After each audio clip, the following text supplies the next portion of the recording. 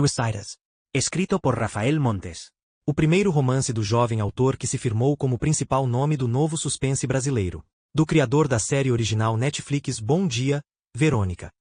Antes que o mundo pudesse sonhar com o terrível jogo da baleia azul, que leva jovens a tirar a própria vida, ou que a série de televisão 13 Reasons Why fosse lançada e se tornasse o sucesso que é hoje, Rafael Montes, então com 22 anos, já tratava do tema do suicídio entre jovens, com a ousadia que virou sua marca registrada. Em seu primeiro livro, que a Companhia das Letras agora relança acrescido de um novo capítulo, conhecemos a história de Ale e seus colegas, jovens da elite carioca encontrados mortos no porão do sítio de um deles em condições misteriosas que indicam que os 9 amigos participaram de um perigoso e fatídico jogo de roleta russa. Aos que ficaram, resta tentar descobrir o que teria levado aqueles adolescentes, aparentemente felizes e privilegiados, a tirar a própria vida.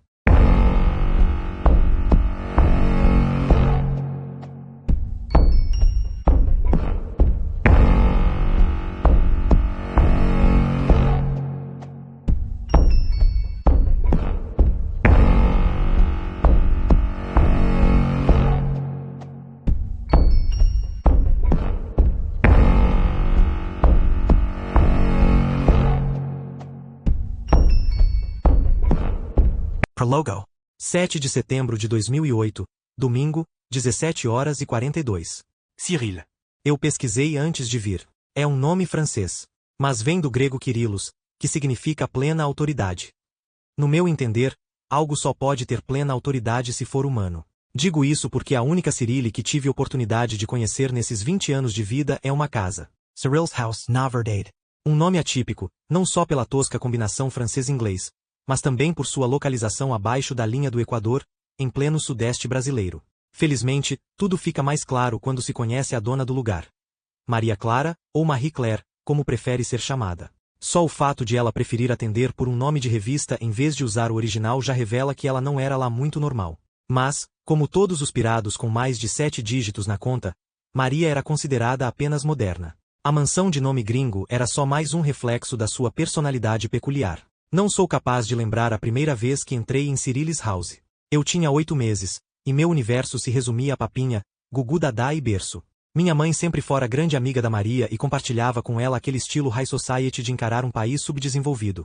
Casas com nome de gente, carros blindados e babás devidamente robotizadas e uniformizadas para cuidar dos filhotes. Naquela época, a casa não era tão importante para mim. Eu corria pelos corredores perseguido por uma infeliz que ganhava um salário mínimo. Depois, chorava porque queria brincar no parquinho, e então chorava porque tinha brigado com Zack. Acho que minha infância pode ser resumida em choro. Não de tristeza, mas de pirraça. Eu chorava e conseguia o que queria. Era feliz daquele jeito. Só a partir dos 3 anos a arquitetura do lugar começou a fazer sentido para mim, como um mapa se formando em minha mente infantil. A grande porteira de ferro já gasta. O caminho de terra até o casarão. O parquinho com balanços e gangorra onde eu me divertia com Zack. O tímido jardim na entrada, fazendo frente à convidativa varanda. E, na parte de dentro, uma infinidade de quartos, banheiros, cozinhas, salões. Daria para 20 famílias morarem ali. Mas não, Cyril's House era apenas a casa de campo para a família Vasconcelos receber os amigos nas férias de julho. A história toda parecia até conto de fadas. Era uma vez uma Maria Clara, vinda de família pobre, filha de 2 nordestinos. Ela conhece o empresário Getúlio Vasconcelos enquanto arruma o quarto dele no hotel. Eles se apaixonam e, 2 meses depois, casam. Maria Clara se torna Marie Claire. E logo nasce o herdeiro, Zack. Um nome inquestionavelmente estrangeiro para espantar da mente dos curiosos as origens da genitora. Pronto, hora de serem felizes para sempre. Cyril's House. Marie Claire. Zack. Não fosse o fato de viverem se borrando de medo de sequestro, seriam a perfeita família plastificada de Beverly Hills. Não tenho dúvidas de que Maria seria muito mais feliz assim. Remoía-se por viver na terra do carnaval, do futebol e da caipirinha. É interessante perceber como o tempo passa. Aos 9, eu e Zack curtíamos soltar pipa, jogar videogame, bater uma bola no campo dos fundos. Com os anos, Zack se tornou o exemplo perfeito de filhinho de papai criado na zona sul carioca. Malhado, com roupa de marca, carro do ano, uma Hilux prata de dar inveja, garanhão entre as meninas na faculdade. Já eu, virei o nerd do grupo, que gosta de escrever, curte cinema nacional e acha Machado de Assis um gênio da literatura brasileira. O estranho é que continuamos amigos. Não importa quanto o destino cisme em romper o tênue fio que nos une, os laços da infância não se desfazem. Hoje é a primeira vez que pisaremos em Cyril's House sem nossos pais. Também não poderia ser diferente. Não estamos indo para brincar no balanço ou nadar na piscina enquanto nossas mães conversam sobre a última moda em Paris. Dessa vez, vamos por algo muito mais sério. Nós decidimos nos matar. Capítulo 1. 5 de junho de 2008. Quinta-feira.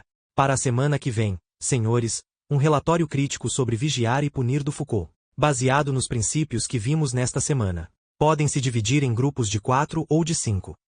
Às vezes me questiono onde eu estava com a cabeça quando escolhi estudar direito. Existem tantas coisas mais legais para se fazer da vida. Cinema, artes cênicas, letras. E, antes que perguntem, vale nota, sim. Gosto de filosofia. Mas nunca, nunca mesmo, desejaria ser filósofo. De que adianta gastar minha massa cinzenta pensando e pensando para, no final, me tornar tema de trabalho de faculdade e merecer uns 5 ou 6 relatórios críticos sobre minha obra? Não, não. Muito obrigado. Prefiro ganhar a vida como funcionário público. Ter estabilidade, bom salário e outras 1000 vantagens que minha mãe não me deixa esquecer. Alê, você conhece esse aí? Como eu estava guardando o caderno na mochila, não vi quem era o esse aí a quem Zack se referia. Diante da minha expressão de ignorância, ele se deu ao trabalho de apontar mais uma vez para o quadro negro. Trabalho Foucault para 12/6 conhece. Deus do céu, como alguém pode chegar ao 4º período de uma faculdade de direito sem saber quem foi Michel Foucault? Mas Zack conseguiu essa proeza, então é possível. Ele ajeitou a manga direita para dar espaço aos seus músculos e ficou me olhando enquanto aguardava uma resposta. Conheço, respondi. No fundo, bem lá no fundo, ele nem era tão culpado. O velho professor, com todos os seus mestrados e doutorados, tinha sido imbecil o bastante para escrever Foucault errado. Ignorante por ignorante, pelo menos Zack era meu amigo. Bora fazer junto então. Concordei com a cabeça. Existe um acordo implícito entre nós. Zack me ajuda com as garotas e eu o ajudo com os trabalhos da faculdade. Isso, sim, é que é justiça. A sala já se esvaziava. Sempre sou um dos últimos a sair. O zíper da mochila não ajuda muito. Posso fazer com vocês? A garota que fez a pergunta tem cabelos ruivos entrelaçados estilo anos 1970. Rosto fino, pele branca e olhos claros. Vestia um blusão bege e uma calça preta comprida o suficiente para cobrir o all-star vermelho. Sentava lá no fundo da sala e raras vezes arriscava alguma pergunta. Eu sabia seu nome pela chamada, que alguns professores ainda tinham a paciência de fazer. Rita Antunes Peixoto, Ritinha para os mais chegados. Não era o meu caso. Tampouco o do Zack. Mas fora a ele que ela tinha se dirigido. Pode, Zack respondeu, sem desviar o olhar de mim. Na verdade, a mensagem que seu sorriso me passou foi: essa ainda não comi, mas vou comer. E isso não era novidade. O agradecimento da garota também foi murcho. Desde o início, ela sabia que seria aceita. Provavelmente nunca tinha levado um não ao longo dos seus 18 ou 19 anos de vida. Vamos fazer hoje, lá em casa. Certo, Alê. Ele virou para mim, esperando uma anuência. Conseguiu. Zack estava mesmo com pressa de conhecer os dotes da Ritinha. Ela concordou desleixadamente com a cabeça. Afinal, qual era o problema de se meter numa casa desconhecida com 2 caras para fazer um trabalho sobre Foucault? Nenhum.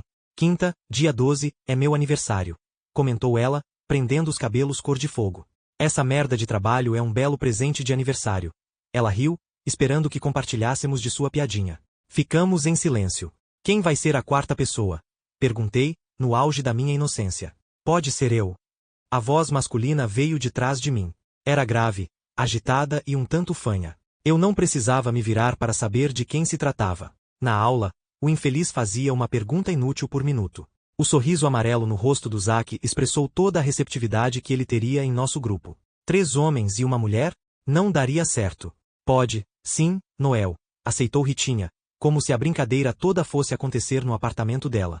Noel foi a primeira pessoa que conheci na faculdade. Naquele desespero patético de colecionar amigos como se colecionam figurinhas.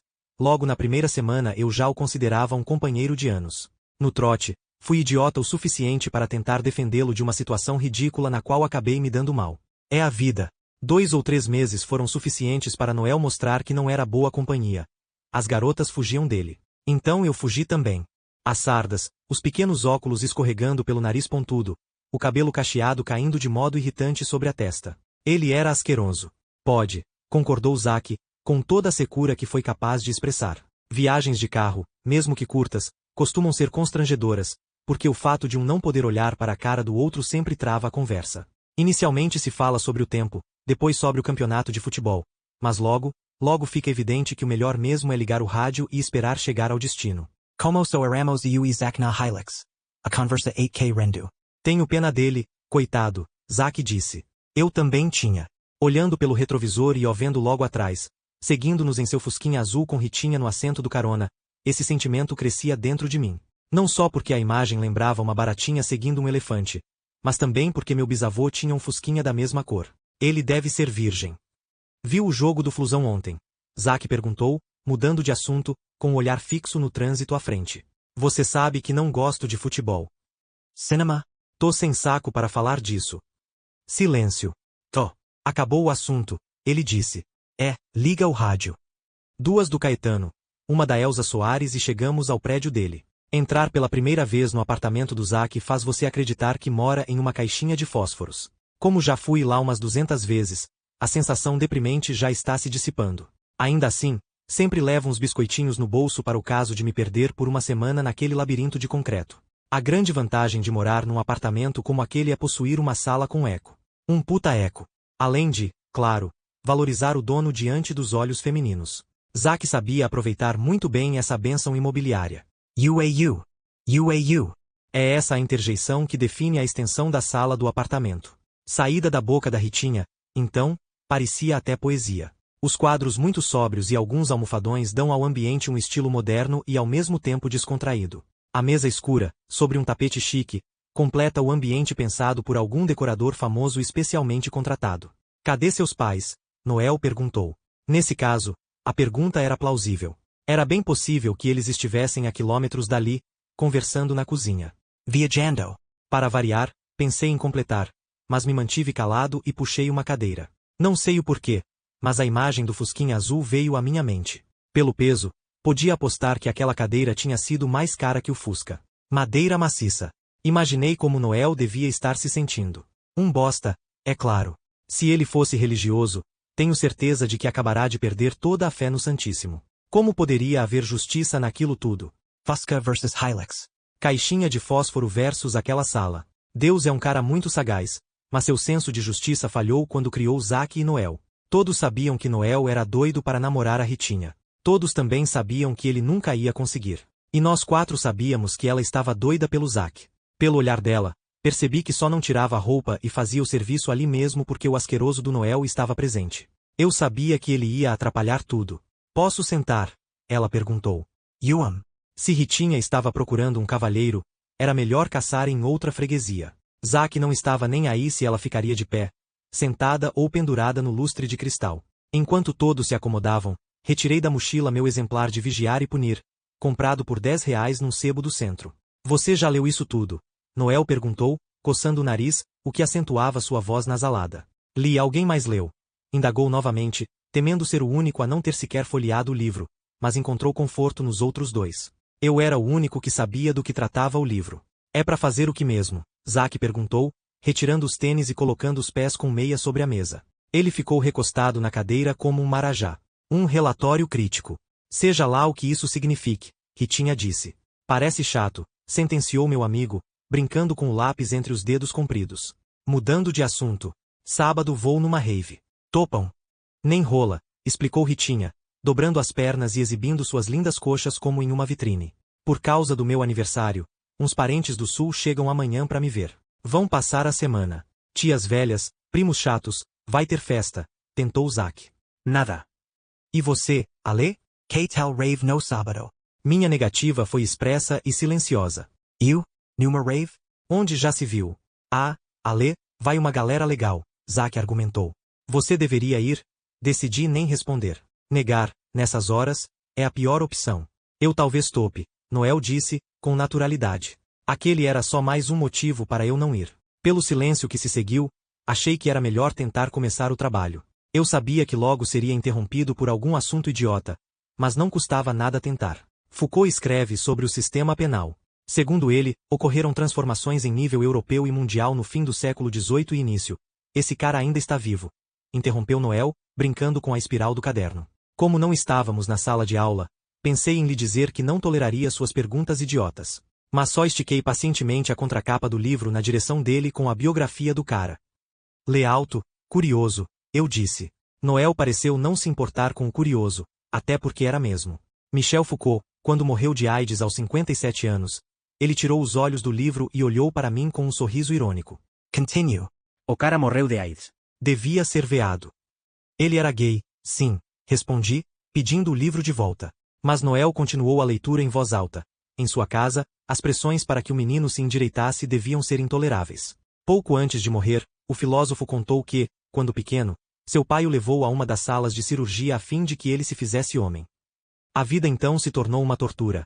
Até os 20 e poucos anos, Foucault tentou várias vezes o suicídio. Sua afeição pelo álcool nasceu nessa época. O cara era pirado mesmo, Zack disse. Era melhor se tivesse conseguido se matar, defendeu Noel, buscando nossa aprovação a seu comentário patético. Pelo menos não teríamos um relatório crítico para fazer. Sem paciência, tomei o livro de suas mãos. Ele voltou a brincar infantilmente com a espiral do caderno. Zack e Ritinha já tinham, havia muito, entrado num transe sensual.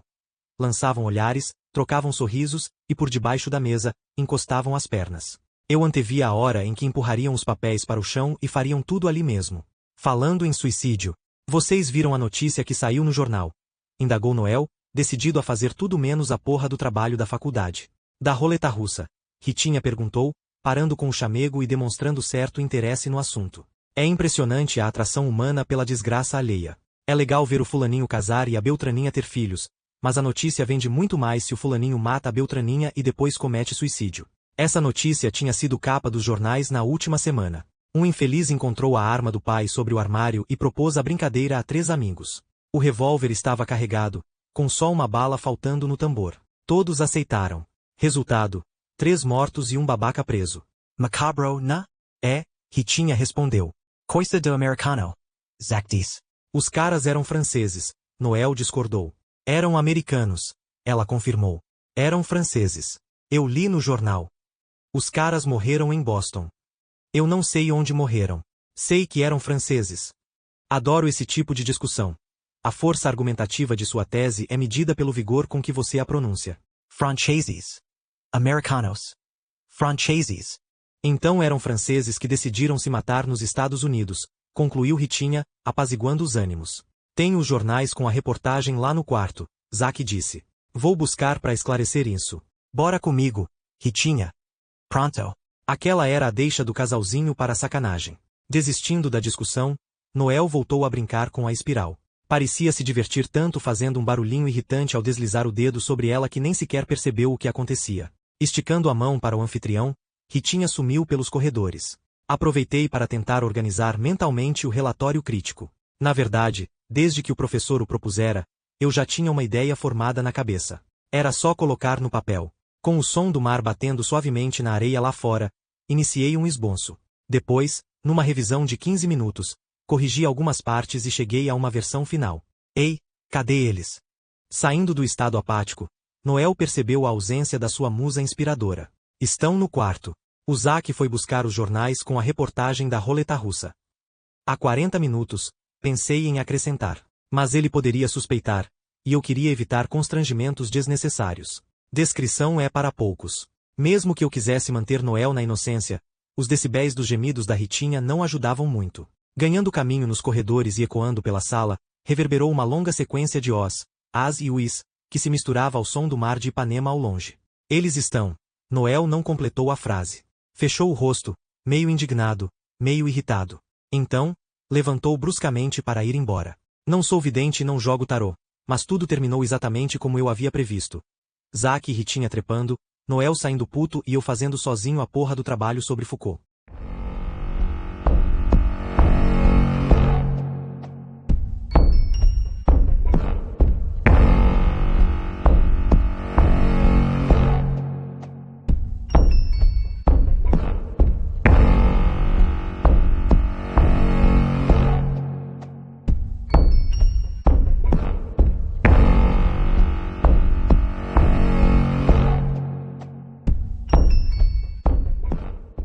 Capítulo 2. Chiado, Diana. 9 de outubro de 2009. 16 horas e 32 minutos. Reunião para esclarecimentos sobre o caso Cirilis House. Sou a delegada Diana Custódio Guimarães. Esta conversa está sendo gravada. Alguma objeção? Som do gravador sendo apoiado em uma superfície. Diana. Ótimo. Pausa. Estão presentes Rosa Valvitz, Sônia Castro de Mendonça, Rebeca Amaral Feitosa, Débora Parentoni de Carvalho, Amélia da Silva Guanabara, Olívia Zambuja e Vânia Antunes Peixoto. Mães das vítimas do incidente ocorrido em 7 de setembro de 2008. Nenhuma falta. Esta reunião tem duração prevista de 4 horas. Algum comentário ou objeção? Ranger de cadeiras. Silêncio. 3 segundos. Diana. Antes de tudo, devo dizer que lamento a perda que sofreram. Pausa. Acreditando que, depois de um ano, essa dor já tenha arrefecido, esta reunião foi marcada. Rebeca, com voz levemente chorosa, não arrefeceu. Você não sabe o que é perder uma filha. Diana, em parceria com a Polícia Civil do Estado de Minas Gerais, a chefia da Polícia Civil do Estado do Rio de Janeiro realiza esta reunião. Hoje, temos por objetivo buscar esclarecimentos acerca dos fatos ocorridos em 7 de setembro do ano passado. Como se sabe, 9 jovens se reuniram na casa de campo Cirilis House, em Minas Gerais, com o objetivo de realizar a chamada roleta russa. Nesse jogo, uma única bala é introduzida aleatoriamente em uma das câmaras do revólver. Depois, o tambor é girado e fechado. Então, é formada uma roda e cada participante atira na própria cabeça sem saber se. Olívia, com a voz ríspida, chega dessa palhaçada. Todo mundo aqui sabe o que é roleta russa. Rebecca, claro que sim. Sônia. O que não entendo é como eles fizeram isso. Como podem ter morrido na mesma roleta russa? Normalmente só morre uma pessoa. Não? Diana. As regras da roleta russa deles foram um pouco diferentes. Vou explicar isso em breve. Vocês vão entender tudo. Sônia. Está bem. Diana. Como vocês sabem, o episódio terminou de forma violenta e um tanto quanto misteriosa. Pausa. Os corpos foram encontrados pelos ex-policiais militares Jurandir Coelho Sá e Plínio Mota. Pausa. Acreditando que uma reavaliação dos fatos traria luz ao caso, estamos aqui hoje. Decidimos convocar apenas as mães, porque percebemos que as vítimas tinham mais contato com as senhoras do que com os pais, principalmente nos casos envolvendo divórcio. Olívia, com a voz ríspida e depois chorosa, fomos exaustivamente interrogadas esse tempo todo. Não sei o que mais vocês querem sugar de nós. Diana. Estamos em busca da verdade, Olívia. Olívia. Também quero a verdade, mas já disse tudo o que sei. Não tenho nada a esconder. Diana. Decidimos considerar novas perspectivas. Farfalhar de papéis. Durante todo esse tempo, guardamos um trunfo que poderia ser a chave para entender como tudo aconteceu. Agitação, isso nos ajudou bastante, mas não tanto quanto esperávamos. Talvez, se compartilharmos o material com vocês, possamos chegar a resultados satisfatórios. Sônia. Do que você está falando? Trunfo? Não estou entendendo nada. Ranger de cadeiras. Diana. Na época do incidente, nossas bases investigativas foram os interrogatórios com os pais e amigos, as evidências coletadas em Cirilis House, os resultados da perícia e, como vocês sabem, as anotações de Alessandro Parentoni de Carvalho num caderno encontrado em sua residência, em Copacabana, 3 dias após a tragédia. Sônia. A gente nunca teve acesso a esse caderno. O que tinha nele? Diana. Era uma espécie de diário datado em que o Alessandro registrava sua rotina. Ali, encontramos alguns dados úteis sobre as relações entre as vítimas e também informações sobre o processo de preparação e convocação de amigos para a roleta russa. Olívia. Mas essas anotações do diário não serviram para nada. Foi o que vocês disseram na época. Com a voz ríspida. O que tem de novo aí? Diana. Isto. Farfalhar de papéis. Sônia. Outro caderno? Diana. Sim. Também escrito pelo Alessandro. Um livro, na verdade. Encontrado no local onde tudo aconteceu. Cyril's house. Débora. Outro caderno. Do meu filho? Diana. É o que ele mesmo chamou de sua grande cartada. Um livro que ele começou a escrever quando estava indo para lá, narrando todos os acontecimentos da roleta russa quase em tempo real. Não é muito grande, mas esclarece alguns pontos. Não tudo, porque o livro para quando ele. Pausa, quando ele morre. Débora. Meu filho. Choro. Diana. O Alessandro não foi o último a morrer. Pausa, no intervalo entre sua morte e o instante em que os corpos foram encontrados, cerca de 150 minutos, algo aconteceu. Algo que deixou os corpos naquele estado inexplicável. Silêncio, 4 segundos, Débora. Meu filho sonhava em ser escritor. Chegou a escrever 2 livros, mas as editoras recusaram. Ele disse. Choro. Ele dizia que um dia escreveria um livro que todos iam querer ler, mesmo que ele tivesse que morrer por isso. Diana. O Alessandro conta detalhadamente a maioria das coisas que aconteceram na casa. Em alguns momentos, o relato é bastante forte. Pausa. Se as senhoras se sentirem mal, não deixem de me avisar. Pausa. Vou ler o livro todo para vocês. Por favor, digam qualquer coisa que passar pela cabeça das senhoras. Mesmo aquele detalhe que parece irrelevante. Tudo pode ajudar a chegar a uma resposta. Certo? Débora.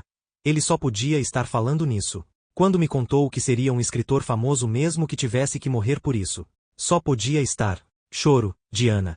É bem possível que tenha sido esse o motivo dele para aceitar participar da roleta russa. Pausa. Os motivos de outros jovens também ficam um pouco mais claros com a leitura. Mas não de todos. Espero que vocês consigam nos ajudar nesse sentido também. Pausa. Posso começar a ler? Olivia. Pode. Diana. Então vamos lá. Prologo. Cyril. Eu pesquisei antes de vir. É um nome francês. Mas vem do grego Kyrillos, que significa plena autoridade.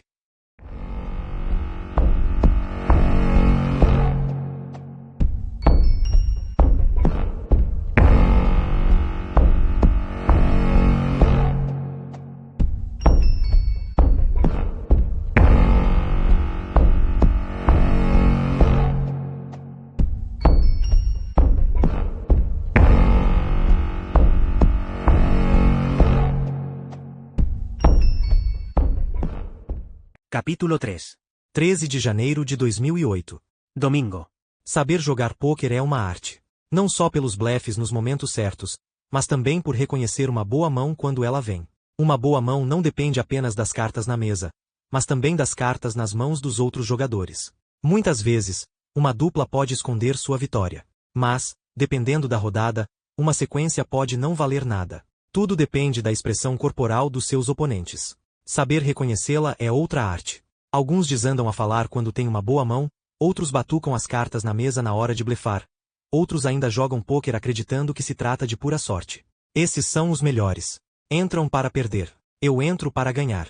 Obviamente, já perdi algumas vezes. Tive que ouvir discurso moralista da minha mãe, do tipo você vai ficar viciado.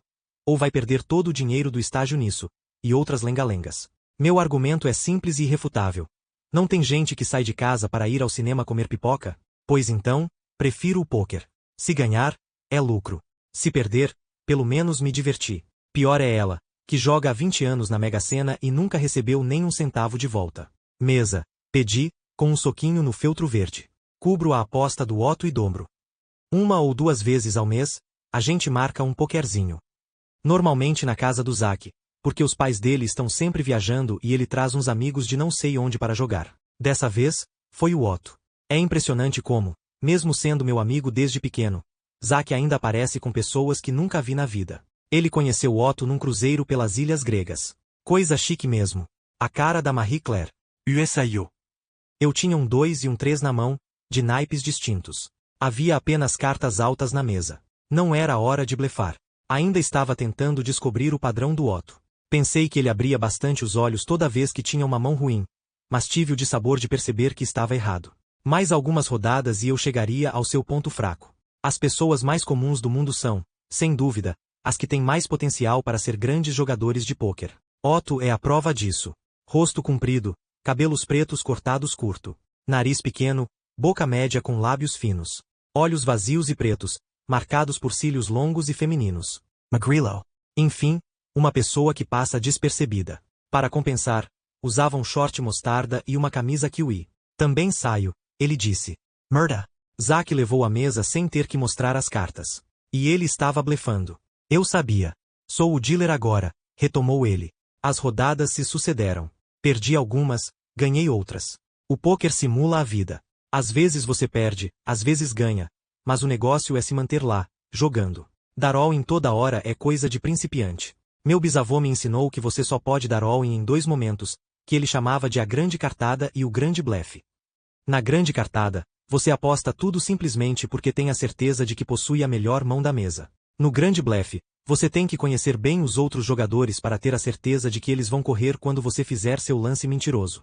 Como ele mesmo dizia, a grande cartada é para os homens de sorte e o grande blefe, para os homens de coragem. E ele era um sortudo corajoso. Não tem nada para beber, não? Otto perguntou, piscando excessivamente os olhos, os cílios compridos parecendo leques. Água. Eu estava pensando em uísque. Tem. Zack Sorio. Deixou as cartas na mesa e foi buscar a bebida. Eu aceito a água. Gritei, enquanto ele sumia no corredor. Beber álcool naquela altura do jogo só diminuiria minha atenção. Se fosse para me embebedar, eu iria para um bar, e não para uma mesa de pôquer. Por um instante, considerei a possibilidade de aquela ser mais uma tática do Otto, mas logo abandonei a hipótese. Ele não parecia tão esperto. Zack voltou segurando desajeitadamente uma jarra de água e uma tentadora garrafa de Blue Label. Distribuiu os copos e se serviu. Otto observava a bebida, tenso. Com os copos cheios, brindamos de forma nada animada, pontuada apenas pelo tilintar dos vidros em choque. Zack esvaziou o copo numa golada. Moderados, eu e Otto tomamos apenas um gole e voltamos a atenção às nossas cartas. Um 3 de copas e um 2 de ouros. So carta baixa. Que merda. Mesmo assim, apostei, acreditando numa sequência. Tenseo total. U dobro Otto diz. U cubro e dobro. Zack diz. Rindo. Antes de engolir a segunda dose de whisky. Briga de cachorro grande. As cartas ainda nem tinham saído e aqueles desgraçados já apostavam alto. Deviam ter um par de ases nas mãos, os filhos da puta. Saio, eu disse. Agora não tinha mais como saber se Zack estava mentindo. Toda vez que blefava, ele inclinava levemente a cabeça para a esquerda. Depois de 3 copos, sua cabeça tombava de um lado para o outro como um pêndulo. Bebi a água e fiquei observando o Otto apostar. Segurava as fichas com firmeza e as jogava na mesa com uma segurança admirável. Mantinha a postura ereta, os olhos pretos atentos ao jogo, ignorando sumariamente o ambiente ao redor. Nenhuma brecha. Nenhum tique. Decidi, então, fazer um tratamento de choque, puxando um assunto. Quanto mais banal, melhor. Falando sobre uma asneira qualquer, a guarda do desgraçado baixaria e ficaria mais fácil descobrir seu ponto fraco. Otto. É um palíndromo, eu disse, como quem não quer nada. Quero dizer, seu nome, Otto, é um palíndromo. Ele não respondeu. Segurou 3 fichas e as lançou sobre o feltro verde da mesa. Eu acho legal, palíndromos, não desisti. Que porra é um palíndromo? Zack perguntou, rindo. Porque quanto mais bêbado, mais engraçado a gente se acha. São palavras ou frases que, lidas na ordem direta ou inversa, dão na mesma coisa. Otto. De trás para frente e de frente para trás é Otto, expliquei. Ovo também, animou-se Zack. Otto coçou a nuca sem tirar os olhos do jogo, ignorando a conversa. Anotaram a data da maratona. Também é um palíndromo, eu disse. Zack me lançou um olhar desconfiado e começou a rir. Então parou, encheu mais um copo de uísque e ficou pensando. Vai. Aposta, Otto disse, cansado de esperar. Puta merda, pior que é um palíndromo mesmo. Anotaram a data da maratona. Gastiai. Aposta, Otto mandou mais uma vez, sem alterar a voz. Está um saco esse jogo. Só você leva a mesa, Otto. Zack disse, acompanhado de mais uma risada e mais um copo de uísque. O Lucas e a Maria João deveriam ter vindo. 5 na mesa é bem melhor, opinei. Os pais deles se separaram, parece. Tá uma confusão só. Não deu para eles aparecerem. Concordei com a cabeça. Estava cansado de ficar ali perdendo. Por um segundo, voltar para casa e ficar na internet ouvindo música me pareceu a melhor opção. Por que não jogamos outro jogo? Algo mais divertido, propôs Otto. Uau, péssima ideia, pensei em dizer. Mas só saiu, eu não jogo outra coisa. Só gosto de pôquer. Então vamos jogar strip poker. Confesso que aquela era a última proposta que eu esperava ouvir naquela sala. Meus músculos faciais se contorceram em sinal de reprovação, e tudo o que consegui balbuciar foi, em strip poker, gritou Zack, confirmando que eu não estava ficando surdo. Boa ideia. Encarei meu amigo com total incredulidade. Com os olhos caídos, ele levantou seu 8º copo de uísque e simulou um brinde. A garrafa de Blue Label já estava quase no fim. Como assim? 3 marmanjos sentados numa mesa jogando strip poker. Eu não vou jogar, disse. A gente aposta o relógio, a meia, o tênis. Coisas assim. Otto disse, tentando me convencer. Bora, Alê, deixa de besteira. Vai ser engraçado. Eu não sei onde estava com a cabeça quando anuí, hesitante. Talvez aquele desgraçado tivesse posto algo na água. De qualquer forma, estava consciente o bastante para evitar que as apostas ultrapassassem os acessórios básicos que eu usava. Otto distribuiu as cartas apressadamente. Minha cabeça fervilhava e, sob a iluminação fraca do lustre, eu a segurei. Ajeitando o pescoço e respirando fundo, olhei a mão. Uma dupla de reis. Bom sinal. Aposto meu relógio, Otto disse, jogando um SWAT de pelo menos 300 pilas na mesa. Olhei para a aposta, tentando conter o sorriso. Ele seria meu. Minhas meias valem seu relógio, Zack perguntou. Otto deu de ombros, e pela primeira vez, sorriu. Valem. Ofereci o pé direito do meu tênis. Apostas feitas, Otto virou as 3 primeiras cartas, ansioso. Um as de ouros, um 3 de copas e outro de ouros. Agora eu estava numa situação de risco. Quem quer que tivesse um 3 na mão ganhava da minha duplinha de reis. Mesmo assim, confiante de que o relógio SWAT seria meu, apostei o outro pé do tênis. Otto tinha apostado a camiseta kiwi. Zack, a calca. Mais uma carta virada. 5 de espadas. Nada mudou no jogo. A tensão continuava a mesma. Todos pedirán mesa. Ninguém queria arriscar. A última carta foi virada. 7 de ouros. Droga pensei. Tenho 2 duplas. Os reis na mão e os 3 na mesa. Se alguém tiver um as ou outro 3, estou pior do que ferrado. Estadesculco. Havia ainda a possibilidade de alguém ter 2 cartas de ouros na mão e fazer um flush. Zack apostou a camisa. Otto, as havaianas. Resolvi não arriscar e sair do jogo.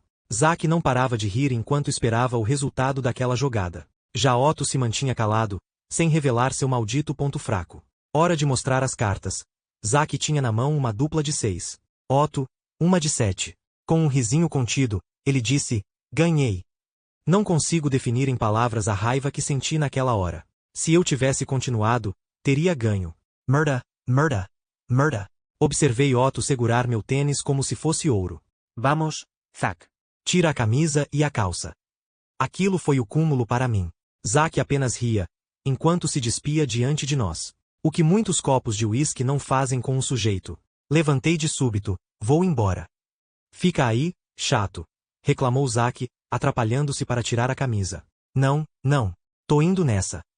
Caminhei depressa até o quarto do Zack e peguei emprestado um par de chinelos. Um turbilhão de pensamentos invadia minha mente.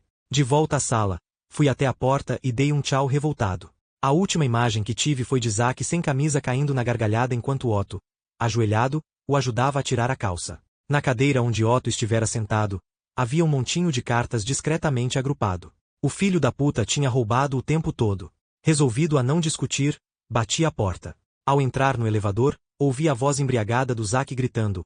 Anotaram a data da maratona. Agora, escrevendo, até acho engraçado ele ter gritado aquilo. Mas, na hora, eu estava puto. O sangue fervilhava nas veias.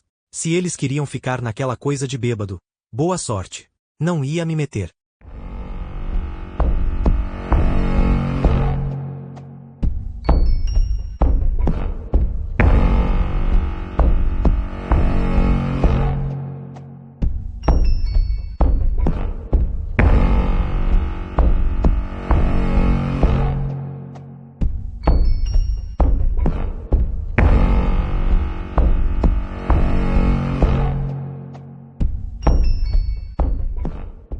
Capítulo 4. Capítulo 1.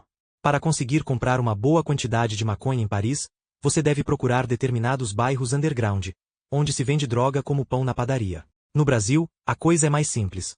Basta conhecer bem seus amigos e você acaba descobrindo um fornecedor ao lado de casa. A Hilux avançava pela estrada de terra com os pneus baixos, suportando o peso de 9 pessoas com bebidas e drogas suficientes para fundar uma nova Colômbia. Embaladas pelo som de Smooth, do Santana, repetida pela 20ª vez, Zack é daqueles que ouve a música predileta sem deixar que o CD passe para a próxima faixa. As sombras das pessoas amontoadas na caçamba refletidas na lataria do carro lembravam uma orgia dos tempos romanos. Na cabine, Zack tinha uma garrafa de cerveja na mão esquerda enquanto a outra segurava desleixadamente o volante.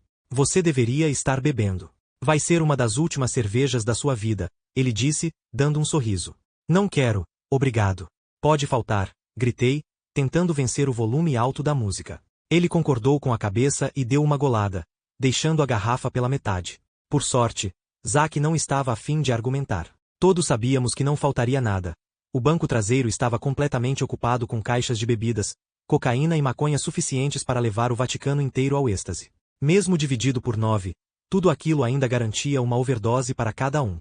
Todo o cenário fazia com que eu me sentisse um coiote tentando atravessar a fronteira dos Estados Unidos com mexicanos ilegais. O sol se pondo atrás das montanhas, o calor infernal lá fora, o horizonte deserto pontuado pela vegetação alta, a poeira subindo com a passagem da Hilux, o carregamento de drogas e o som da guitarra do Santana, evocando aquela imagem de latino bigodudo. Como está ficando? Zack perguntou, tentando puxar assunto. Levantei os olhos do caderno e olhei para ele. O quê? O livro. Porra. Como está ficando? Ainda estou no capítulo 1. Queria poder ler. Ele deu mais uma golada, esvaziando a garrafa.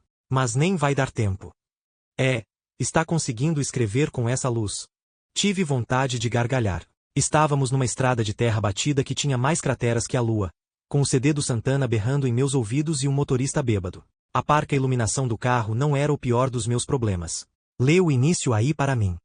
Tô escrevendo, respondi. É estranho escrever os verbos no passado sendo que tudo está acontecendo agora. Mas sempre fiz assim.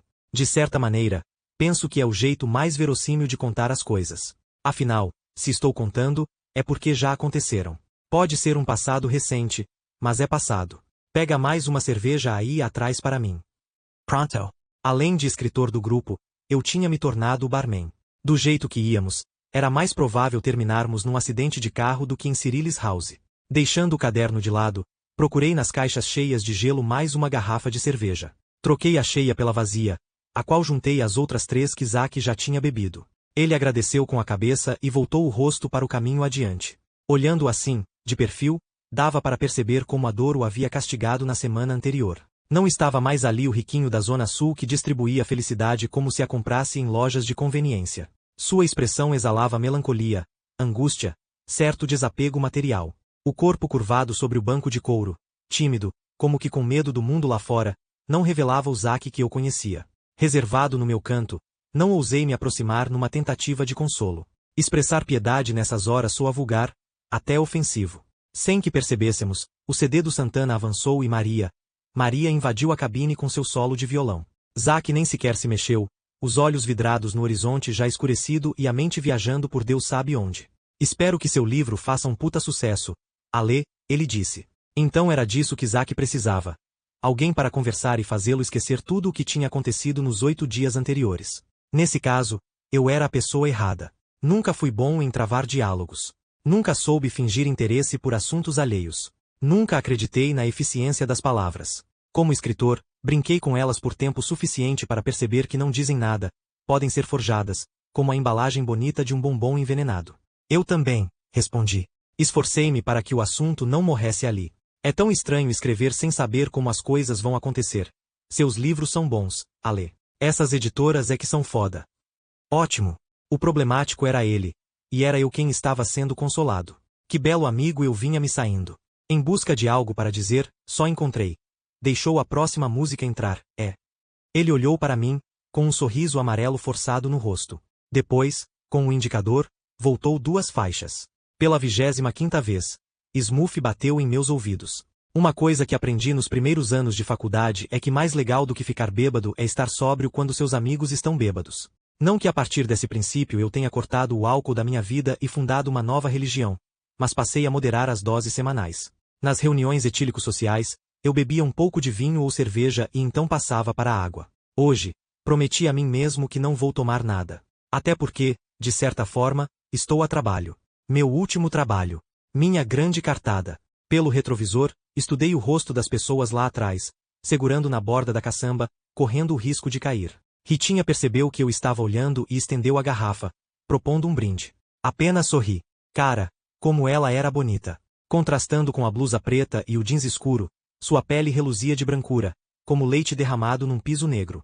Logo atrás dela, um Noel já completamente bêbado pendia entre os outros, segurando uma garrafa oscilante na mão esquerda. Com o olhar perdido nos seios de Ritinha, cambaleou até ela e, pelas suas costas, cochichou algo em seu ouvido. Ela sorriu, o que a bebida não faz com uma mulher. Mais umas cervejas e era bem capaz de ele conseguir um beijo naquelas bochechas sardentas. Desviei o olhar do retrovisor. Sem eu ter percebido, Zack havia terminado a 5ª garrafa e trocado o CD do Santana por um dos Mamonas Assassinas. O rock brega e irônico da banda Empelados em Santos me remeteu à infância. Lembrei-me do quanto tinha curtido o som daqueles caras quando tinha uns 8 anos. Lembrei-me da tristeza que me acometeu quando, em 3 de março de 1996, vi o Fantástico anunciar que todos haviam morrido num acidente de avião. Aquela foi a primeira morte com que tive de lidar. Fiquei chocado. Tinha comprado o ingresso no dia anterior para o show que eles fariam no Rio. E simplesmente não haveria mais nada. A casa de espetáculos obviamente devolveu o dinheiro, mas fiz questão de guardar o ingresso. Agora, o pedaço de papel devia estar perdido entre livros de faculdade e rascunhos de romances. Eles eram bons, não? Zack perguntou, entregando-me a garrafa vazia. Eram. Chegaram a gravar um segundo CD. Eu comprei no Malô, fudeu. Ele interrompeu, desligando o som, apressado. Reduziu a velocidade, o que projetou nossos corpos levemente para a frente. Agitado, retirei os óculos do bolso da camisa. Não precisava deles para escrever, mas para avistar qualquer coisa a mais de 10 metros sou quase cego. Tem bala aí? Ele perguntou, nervoso. À nossa frente, como um elemento atípico largado desleixadamente naquele cenário rústico, havia uma patrulha da polícia. Devia estar a uns 60 metros, mas, naquele local onde não havia nada para distraí-los, qualquer marcha ré seria um evidente sinal de fuga. Tem bala aí, porra? Tá no porta-luvas, respondi, abrindo. Será que Zack ia mesmo fazer o que eu estava pensando? Pegar as balas, carregar o revólver e dar uns tiros nos PMs? No fundo, não era má ideia. Naquele fim de mundo, quando descobrissem os corpos dos policiais, seria tarde demais. Estaríamos todos mortos mesmo. Não tô falando disso. Bala de chupar, ale. Bala de chupar. Sempre ando com balas e chicletes, Zack sabe disso. É como um vício, uma mania. Passo por um camelô vendendo 3 rolls por R$2 e tenho uma necessidade imperiosa de comprar. Melancia ou menta? Perguntai. Cacando as balas na parte de frente de mochila. Pelo visto, o pessoal lá atrás já tinha se tocado da presença da polícia. Haviam cessado os palavrões, as conversas altas, as gargalhadas exageradas de bêbado. Oportunamente, as garrafas de cerveja que seguravam também haviam sumido, jogadas no matagal. Olhando pelo retrovisor, pareciam 7 jovens na caçamba de uma picape esperando pelo início da aula de catecismo. Menta, menta. Dá logo isso. Coloquei 2 balas na mão dele, que as meteu na boca como se fossem comprimidos. Manda mais. Manda mais. Estivamos a menos de 20 por hora. Só tenho mais 2, observei. Então me passa as de melancia também. Rápido, rápido. Entreguei os pacotes para ele. Largando o volante, Zack pegou as balas e enfiou umas 8 na boca de uma só vez, com papel e tudo. Então mastigou. O barulho dos dentes triturando as balas como se fossem pedras batendo em terra firme era irritante. Pronto. Ele jogou o restante no meu colo e passamos pela patrulha com o ar da cabine empesteado por um cheiro doce de menta e cerveja. Se Zack bebesse um copo d'água naquele instante, posso apostar que sua boca arderia como o inferno. Ao sinal, paramos. Boa noite, policial, ele disse, sorrindo, numa tentativa de estabelecer uma boa relação com a autoridade. Noite, foi a resposta, com certo desdém. Habilitação e documento do veículo. Os 2 seres fardados provavelmente dariam mais certo como dupla sertaneja de cidade pequena. O primeiro, sentado no banco do carro, nos olhava com uma expressão de só sei que nada sei. O segundo, que se dera ao trabalho de sair da viatura para encher nosso saco, ostentava um bigodão ruivo como os daqueles xerifes texanos e falava tão pausadamente que parecia arrotar entre uma palavra e outra. É pra já, Zack respondeu. Com as mãos levemente trêmulas, meu amigo abriu o porta-luvas e pegou a documentação. Do ângulo em que estava, o policial não conseguia ver o que mais havia lá dentro. Sorte nossa! Imagine sua reação ao perceber que carregávamos um revólver e munição dentro de um saquinho de supermercado. Tudo certinho. Levando o que aí atrás, o policial perguntou, indicando os bancos traseiros com a ponta do narigão. Cerveja. Vamos fazer uma festa, Zack disse, com toda a sobriedade, como um padre que acabará de abandonar a clausura. Fosse you, estaria falando alto. Desregradamente e chamando o official de Zororo. Não é permitido andar com pessoas na caçamba do veículo, retrucou o policial, enfiando a cabeça pela janela da Hilux. Não posso deixar vocês continuarem. Só estamos indo passar uma semaninha de férias. Não podemos chegar a um acordo favorável para os 2 lados. O policial fechou a cara, aproximando-se do rosto do Zack. Deu umas 2 ou 3 fungadas inconvenientes, provavelmente por sentir o cheiro mentolado que dominava o hálito do meu amigo. O senhor está falando de suborno? Perguntou, com uma rispidez assustadora. O senhor entende um acordo favorável para os 2 lados como suborno, devolveu Zack. Franzindo o senho, o policial prosseguiu. Salamandra. Você está falando de salamandra? Ele perguntou, parecendo um pouco nervoso. Por um segundo, acreditei que também tivesse acabado de tomar uns gorós. Nesse instante, o outro policial saiu da viatura e caminhou até a Hilux. Passou lentamente em frente ao carro e me olhou como se examinasse um monte de bosta no chão. Então, juntou-se ao colega, observando com atenção o rosto do Zack. Não são eles, Plínio. Esquece a parada, ele disse, com uma voz fanha. Salamandra, repetiu Zack, segurando o volante com firmeza, o pé encostado no acelerador caso os babacas decidissem atrapalhar nossos planos. Volta para o carro, coelho. Deixa que eu resolvo a parada aqui, disse o primeiro policial para seu colega. Fechando a cara, Coelho acabou obedecendo. De que acordo exatamente você estava falando, moleque? Ele perguntou, agora mantendo distância da boca do Zack. R$ 200, meu amigo respondeu, com a cara mais lavada que vi na vida. 400, o policial perguntou, com os olhos brilhando de animação. 400, Zack concordou, entrando no jogo. Nesse momento, elevei meus pensamentos aos céus, agradecendo a Deus por morar no Brasil. Só num país como este você é liberado carregando drogas e cerveja porque deu R$ 400 para o PM. Isto, sim, é o paraíso. Lá atrás, a turma da caçamba continuava em silêncio, os rostos abaixados como se estivessem na lista de procurados. Zack puxou o talão de cheques. Cheque, o policial brigou. Tá maluco, Mulcahy? E se essa porra não tiver fundo? Não estou com dinheiro vivo. É só descontar. Qualquer coisa, pode ir cobrar lá em Cyril's House. Sabe onde é? Cyril's house? Sei. Casa de Bacana. Eu cobro com juros, hein? O policial disse, dando soquinhos leves na lataria do carro. Juros altos. O cheque tem fundo, Zack respondeu, sério. Sei, vou colocar meu telefone no verso. Qualquer problema é só ligar, tá? Zack disse, terminando de preencher o cheque. O policial tomou o cheque das mãos dele. Tirou um celular do bolso e discou o número que Zack anotara. Só para confirmar, explicou, esperando a ligação ser completada. O toque do cellular do Zack. A música rehab, de Amy Winehouse. Invadiu a cabine de Hilux. Bom garoto, o policial disse, dando tapinhas amigáveis no ombro de Zack. Agora, circula. Você nunca viu a gente, certo? Nem sei quem é você, moleque. Beleza, então. E vê se seu amigo aí bebe menos, comentou, apontando o narigão para 5 garrafas vazias que estavam ali. Assim que tomamos certa distância da patrulha, a agitação na caçamba recomeçou. Alguns levantaram, xingando Deus e o mundo por terem sido obrigados a ficar sentados durante aquele tempo todo. Outros, aliviados, comemoravam o fato de não terem sido pegos com meio quilo de cocaína no banco traseiro e decidiram iniciar uma nova rodada de cerveja. Zack religou o rádio, deixando que os Mamonas terminassem Pelados em Santos e iniciassem Chopi Sentis. Como você sabia que ele ia aceitar? Perguntei. Hã? Do jeito que ele falou, pensei que não fosse aceitar. Como você sabia que ele aceitaria a grana? Ah, Ale, isso é mole. Esses caras ganham um salário mínimo por mês. R$ 400 para eles é ouro. Além do mais, se quisessem mesmo fazer justiça e salvar o mundo, não ficariam no meio do nada esperando bandido. Eles queriam dinheiro. Eu tinha. Encaixe perfeito. Ele deu um sorriso orgulhoso. O cheque tem fundos? Perguntei. Claro que não, exclamou Zack, como se aquela fosse uma resposta óbvia. Mas e se eles forem lá cobrar? Vai ser divertido. Vão ter que explicar o que foram fazer numa casa onde 9 jovens se suicidaram. Zack deu uma gargalhada e buzinou alto por uns 5 segundos. Pega mais uma cerveja aí atrás. Eu peguei. É engraçado como ainda não me acostumei com a ideia de que, em breve, não estarei mais aqui.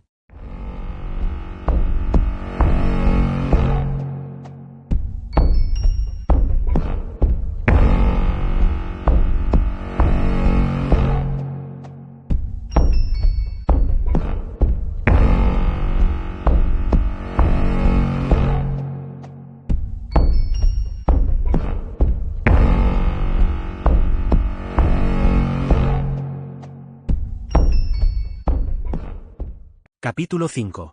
30 de agosto de 2008. Sábado. Apesar de ter acordado às 2 da tarde, hoje tive um dos dias mais longos da minha vida. De segunda a sexta, levanto às 6 e vou de metrô para a faculdade. Depois, almoço em um boteco e corro para não chegar muito atrasado no estágio. Quando a novela das 8 está no meio, estou chegando em casa. Uma rotina e tanto. Por isso mesmo, nos fins de semana, me dou o direito de viver como um rei. Acordar tarde, ficar largado no sofá mudando de canal, navegar na internet ou combinar com os amigos uma noitada na Lapa. Hoje, assim que levantei, tinha o dia todo organizado na cabeça. Acredito que herdei o espírito metódico do meu pai. Como médico, ele possui os livros catalogados por assunto, consultas marcadas com 5 semanas de antecedência e uma agenda pessoal que prevê seus próximos 6 meses. Sou capaz de apostar que ele combinou com Deus o dia em que vai morrer. O barulho de um ônibus passando na rua invadiu a janela e me tirou do sono. Sentindo a cabeça latejar por causa da bebedeira da noite anterior, saí da cama, caminhando pesadamente até o banheiro. Uma ducha e eu seria um novo homem. Sabia disso. Minha mãe não estava em casa e havia deixado no micro-ondas um macarrão instantâneo preparado com todo o amor e carinho. Esquentei um prato e comi apressado. Tinha ensaio da banda marcado para as 4. Vesti calça jeans, chinelos e a tradicional camiseta com a estampa do Che Guevara. Então montei na bicicleta. Demora meia hora a pedalada de Copacabana até o final de Ipanema pelo calçadão para quem tem vitalidade. Como não era meu caso, cheguei ao prédio do Zack em 50 minutos. Sorrindo como se eu fosse morador e contribuísse para a caixinha natalina todo ano, o porteiro me deixou entrar. Os outros 2 já chegaram, ele avisou. Ao apertar o botão do 9º andar, torce para que o maldito elevador subisse logo. Como ele não pareceu se comover com minha pressa, aproveitei para estudar a figura feminina ao meu lado. Com o rosto fixo no visor dos andares, parecia ignorar minha presença. Para mim, no entanto, era impossível fingir que a mulher não estava ali. Mais alta do que eu, vestia um terninho branco alinhado e tinha o ar besta de quem mora em frente à praia de Ipanema. A maquiagem carregada tentava disfarçar os 50 e poucos anos, mas ela era bonita. Contrapondo-se à estrutura corporal firme, o olhar parecia perdido e um tanto cansado. Chegando ao 9º, alguém abriu a porta do lado de fora antes que eu o pudesse fazer. Era Zack. Fala, seu puto. Está atrasado, ele disse, em tom de brincadeira. Retruquei com um sorriso amarelo. Na tentativa de indicar que havia mais gente no elevador, joguei a cabeça para trás discretamente, apontando para a mulher. Pela brusca mudança na expressão dele, percebi que a havia notado. Oi, Sônia, Zack disse, com voz envergonhada. Ah, oi, Zack, a mulher respondeu, parecendo ter sido despertada. Sua voz era fina e chorosa. Zack apoiou o corpo malhado contra a porta, impedindo que o elevador subisse. Este é o Alessandro, ele me apresentou. A mulher me estudou com os olhos espantados, como se eu tivesse acabado de me materializar naquele elevador. Então assentiu mecanicamente com a cabeça. Vamos ensaiar com a banda. É bem capaz de o barulho chegar na sua casa. Melhor tapar os ouvidos, brincou ele. Observei que Sônia tinha apertado o botão do 10º. Certamente morava no apartamento de cima. Ela deu de ombros, e um enorme sorriso brotou em seu rosto. Vocês vão ensaiar? Agora. Vamos. Tem problema? Zack perguntou, sem expressar a menor preocupação. É o Danilo. A mulher estudou o visor, tomando coragem. Ele pode vir ver? Ele tem ficado tão sozinho lá em casa. E gosta tanto de você, Zack. Claro. Fala pro Dan descer que ele fica lá no quarto vendo a gente ensaiar. A mulher relaxou os ombros. Ele vai ficar tão feliz. Legal, Zack disse, fechando a porta do elevador. Do jeito que a conversa ocorreu, formei na cabeça uma imagem completamente diferente do Danilo que apareceu na porta do apartamento do Zack 10 minutos depois. Imaginara uma criança pentelha de uns 8 anos, com cabelos ruivos como os da mãe caindo nos olhos, corpo pequeno e ágil o suficiente para causar um belo estrago nas louças do apartamento. Mas não. Danilo era do meu tamanho, estava um pouco acima do peso, tinha mãos gordas e rosto simpático. Seu cabelo ruivo chamaria mais atenção não fossem os traços fortes indicando síndrome de Down. Devo entrar, Zack? Ele perguntou, fanho. Falava de forma atropelada, como se temesse perder as palavras. Entra aí, Dan. O rapaz agradeceu, fazendo um aceno com seus braços curtos. Abriu um sorriso, andou depressa até Zack e deu um abraço apertado nele. Mamãe disse que você me convidou. Quero ver sua banda, Dan comentou.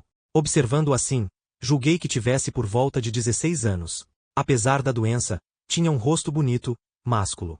Os olhos verde-claros revelavam um brilho incomum de inocência sobre o nariz reduzido, de ponte achatada, e uma boca pequena, com uma língua protrusa que atrapalhava a fala.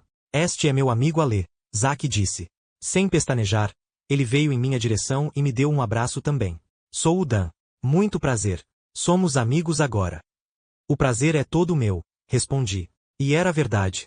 Simpatizei com ele à primeira vista. Apesar de lhe impor limites na fala e na locomoção, a doença não parecia ter abalado sua forma de encarar as pessoas ou a vida. Era como se ele se sentisse uma pessoa normal. Achei isso incrível. Não simpatizo com coitadinhos. Por um segundo, fiquei envergonhado por ter me sentido o cara mais infeliz do mundo no dia anterior e mergulhado na bebida. A cabeça ainda doía. E ele exalava uma felicidade tão sincera quanto incômoda. Já ouvi vocês tocando uma vez, Dan comentou despretensiosamente. Devo dar uma sugestão? Diga lá, incentivou Zack. Vocês podiam tocar Radiohead. Arqueei as sobrancelhas. Quem diria que ele gostava de Radiohead? Alguma sugestão de música? Perguntei. Karma Police, talvez. Boa sugestão. Oca Computer era, sem dúvida, o melhor álbum da carreira deles. E Karma Police realmente combinava com o nosso som. Ao fundo da conversa, dava para ouvir um barulho abafado de guitarra e saxofone vindo do corredor. Os outros estavam ensaiando. É uma boa, Zack respondeu, jogando a cabeça para a esquerda, como no pôquer. Tive a certeza de que ele não conhecia a música e só concordava para não ser grosseiro. Satisfeito por ter contribuído de algum modo, Danilo sentou no sofá. Qual é o nome da banda? Ele perguntou, olhando para mim com ansiedade. Como todo grupo de garagem sem grandes perspectivas, já tivéramos diversos nomes. O primeiro havia sido Concertistas de Carro. Mas uma infinita discussão sobre a grafia de concertistas, se seria com S, fazendo alusão ao concerto de carros, ou com C, referindo-se à música, fez com que abandonássemos a ideia. Depois, adotamos o nome Os Estilingues, porque não tínhamos um gênero definido para a banda e, metaforicamente, estávamos atirando para todos os lados. Quando nos fixamos num som mais rock, fugindo às vezes para o folk, o jazz e o tango, decidimos chamar de Gardel, em homenagem ao cantor argentino. Por fim, percebemos que aquele era um nome muito velho para uma banda formada por 4 jovens e decidimos chamá-la de Amenidades da Zona Sul. Confesso que era o meu predileto, pois carregava a ironia de nos considerarmos uma das coisas boas que a Zona Sul carioca possuía. Infelizmente, Amenidades já era o nome de uma banda de punk rock em Brasília, então desistimos dele. Enfim, com nossa capacidade criativa esgotada, chegamos à decisão unânime de que a banda não teria nome até que ficássemos razoavelmente conhecidos. De certo modo, nós nos achávamos o máximo por ser uma banda sem nome. Parecia inovador. Quando disse a Danilo que não tínhamos nome, ele apenas sorriu, tentando ser agradável. Um silêncio constrangedor indicou que era hora de ir para o estúdio. E então? Vamos ao trabalho, Zack disse. O Lucas e a João já estão lá ensaiando. Aqueles nomes me deram um frio na barriga. Não que eu tivesse algo contra eles, mas digamos que não eram minhas pessoas favoritas. Lucas não era o tipo com quem eu travaria uma amizade sólida. Vestia sempre roupas pretas, encontrava no corpo uma vitrine para piercings e tatuagens. Achava que apenas rock pesado era música decente e tinha lapsos depressivos frequentes que terminavam em ineficazes tentativas de suicídio. Eu sempre me considerei um pouco estranho, mas Lucas extrapolava os limites do razoável. Já Maria João era um caso à parte. Meu único problema com ela era aquela sensação constrangedora entre duas pessoas que já foram para a cama e que, com o passar dos meses, se afastaram sem justificativas. Eu ainda queria algo com ela, claro, mas a João me esnobava. Seus pais não estão em casa, Danilo perguntou, avançando pelo corredor. Estão passando um tempo na nossa casa de campo em Minas, Zack informou. Mas voltam hoje, devem chegar umas 6 da tarde. Danilo concordou com a cabeça, dando uns tapinhas camaradas em meu ombro. Parecia me considerar um amigo de infância. Chegamos ao estúdio. Eles finalizavam um trecho que, salvo engano, era de uma música do Iron Maiden. Com um sorriso montado no rosto, apertei a mão do Lucas e recebi da João um beijo murcho na bochecha. Ajeitando o moicano, Lucas encostou a guitarra na parede acústica e foi falar com Zack. Quem é esse? Perguntou, com um indicador na cara do Danilo. Oh Dan. Meu amigo e vizinho aqui de cima. Lucas recuou assustado quando Danilo se aproximou para cumprimentá-lo, dizendo, muito prazer. E qual é seu nome? Pelo jeito, Lucas parecia acreditar que Dan ia latir em vez de falar. Babaca. Lucas, ele respondeu a contragosto. Aquela lá é a Maria João, mas pode chamar de João que ela atende, apresentou Zack, com uma gargalhada. Aos meus olhos, Maria João era muito bonita. Tinha mesmo um jeitinho de moleque, que levará a predominância de João sobre Maria, mas aquilo não mudava nada. O fato de gostar de futebol, não usar vestido e ter os braços mais fortes que os meus não significava que ela era homem, claro. Fala aí, cara. Cumprimentou ela, abandonando a limpeza do bocal do sax e batendo continência. Devo ir lá cumprimentar com um beijo, Dan perguntou baixinho para Zack. Vai com fé, o outro incentivou. Animado, Danilo deu um beijo na bochecha da João e sussurrou algo em seu ouvido. Zack se sentou diante da bateria ao fundo, pegando as baquetas. Vocês são irmãos? Danilo perguntou, olhando para ela como quem acaba de avistar um oásis no deserto. Afinando a guitarra, Lucas respondeu. Somos, não tenho irmão. Lá em casa, somos só eu e minha mãe, Danilo disse, com um sorriso. Ajeitando a altura do microfone, sentei no banquinho. Testei o volume e vi que estava bom. A melhor voz de nós 4 é a da João. Suave, meio rouca, insinuante. No entanto, é impossível ela cantar e tocar o sax ao mesmo tempo. Então, sobrou para mim a tarefa de fingir uma voz decente. Qual é seu sobrenome? Danilo perguntou a João, sentando numa cadeira que Zack havia pegado na cozinha. Hein. Ela perguntou. Abandonando a partitura que estudava. Seu sobrenome. Da Silva Guanabara. Maria João da Silva Guanabara, ela respondeu. Confesso que fiquei tentado a indagar porque ele perguntara aquilo, mas me contive. Só fiquei repetindo som, testando ao microfone. Se tivéssemos um filho, o sobrenome seria Guanabara de Mendonça, comentou ele, com uma risada infantil. Meu nome todo é Danilo Castro de Mendonça. A João deu um sorriso amarelo. Lucas continuou a dedilhar a guitarra. Para quebrar o silêncio, Zack deu uma risada forçada, dizendo, boa, Dan. Acho que a João ganhou um novo admirador aqui, e era verdade. Definitivamente, ele estava dando em cima dela. Com um método bem pouco ortodoxo, claro. Não senti ciúmes, mas uma incrível vontade de cair na gargalhada. Imaginei-o dizendo em seguida, falando em filho, vamos ali para o cantinho fazer um. Com qual música começamos? Lucas perguntou, cortando a conversa. Ele era um sujeito de poucas palavras, e aquela era uma de suas raras qualidades. A dos Beatles já está ensaiada. Vamos começar por ela, comentou a João. Ei, eu ouvi uma piada boa outro dia, Zack disse, batendo a baqueta de leve nos pratos. O que falta para os Beatles voltarem? Eu sabia a resposta. Fiquei calado para não estragar a brincadeira. Mais 2 balas. Ele mesmo respondeu, divertindo-se. Lucas também começou a rir. Danilo se manteve impassível, aparentemente sem entender. No entanto, o que eu mais esperava era a reação da João. Como beatlemaníaca, era ela quem tinha nos convencido a adicionar faixas da banda ao nosso repertório. Ela mesma havia feito os arranjos para o saxofone nas músicas. Sua reação à piada foi até das mais educadas. Estendeu o dedo médio para Zack e proferiu uns 4 ou 5 palavrões. Nada comparado ao que minha mente fértil havia imaginado.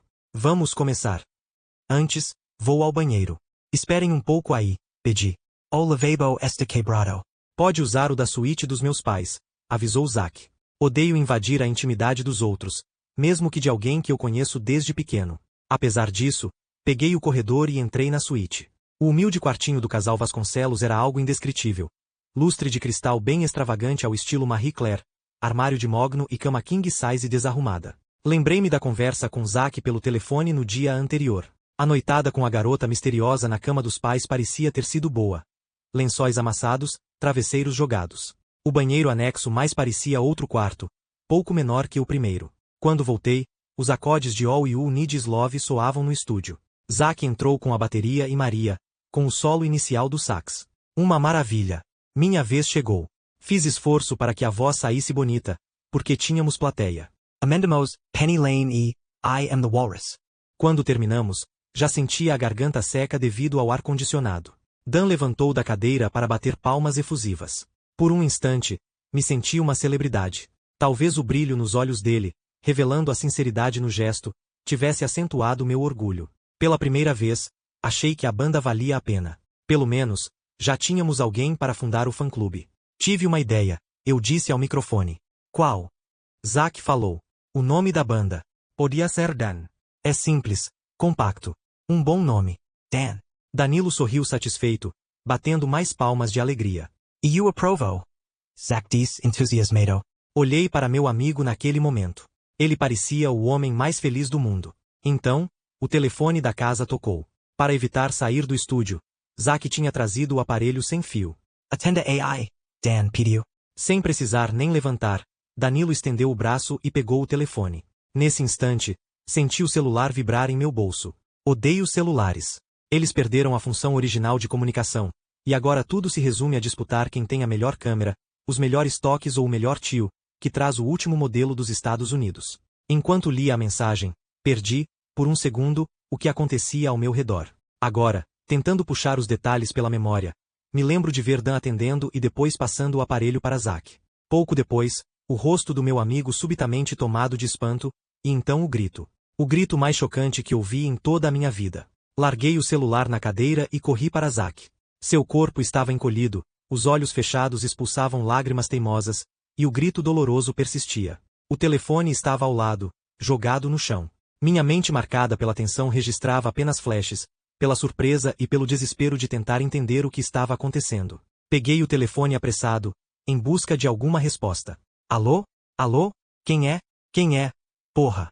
Do outro lado, um chiado. Era difícil escutar. Aqui é o delegado Jonas de 59, a DP de Duque de Caxias. Houve um acidente na BR-040 com um casal. Achamos esse número no registro de ligações do celular. Infelizmente, eles não resistiram, e alguém próximo às vítimas precisa comparecer ao IML para a identificação dos corpos.